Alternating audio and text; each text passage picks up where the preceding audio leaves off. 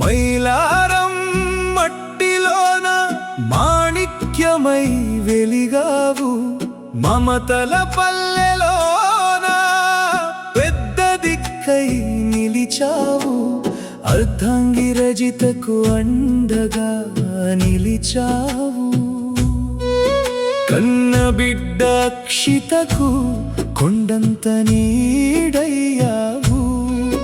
నువ్వు లేని ఇంటిలోన చీకట్లు ముసిరాయే, మానందు పటేల్ అన్న నువ్వు ఎక్కడికెళ్ళావయ్యా, మానందన్న మా అందరి ప్రాణమయ్యా.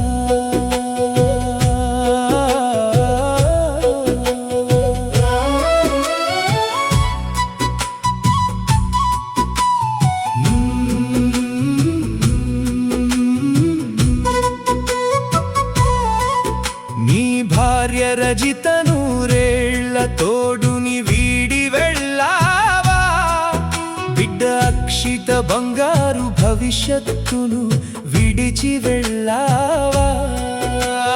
కళ్ళ ముందు నీ రూపం లేక కన్నీళ్లు ఆగడం లేదు, నీ జ్ఞాపకాల్ని వదిలి ఎటు పోయావు అన్నయ్యా. ఇల్లంతా నీ నవ్వులే, మనసంతా నీ మాటలే, కుటుంబమే లోకమన్నావు, ఇప్పుడు ఒంటరిని చేశావు.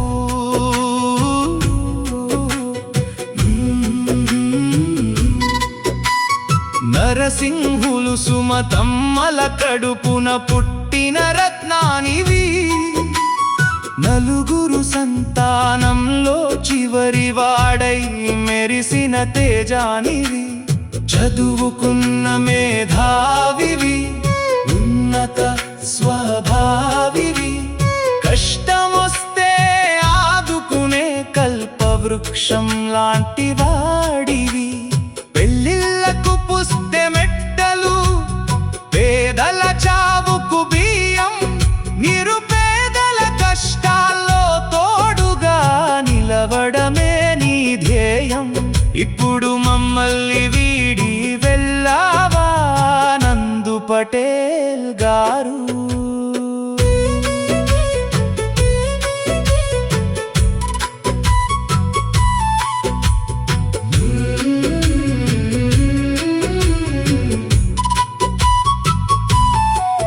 నీ అన్న చంద్రశేఖరన్న వదిన హరిప్రియ, నిర్మలమ్మ జ్యోతిక్కల తమ్ముడు నువ్వే కదా. అక్షిత వరణ్య నిర్మాణ్ నీ బిడ్డలాడుగుల్లో నీడగా, సుధాకర్ వెంకటేష్ బావల ఆప్తమిత్రుడివిగా. శరీరం మరణించిన నీ కీర్తి అమరం, మానందు పటేల్ జ్ఞాపకం ఎప్పటికీ మరువలేము. రాజకీయ ప్రస్థానం 30 ఏళ్ల ప్రయాణం, ప్రజల కోసమే త్యాగం చేసిన నీ ప్రతిక్షణం. యూత్ కాంగ్రెస్ నాయకుడై గర్జించిన సింహం నువ్వు, కందుకూరు కోటలో సబితమ్మకు కుడి భుజమయ్యావు.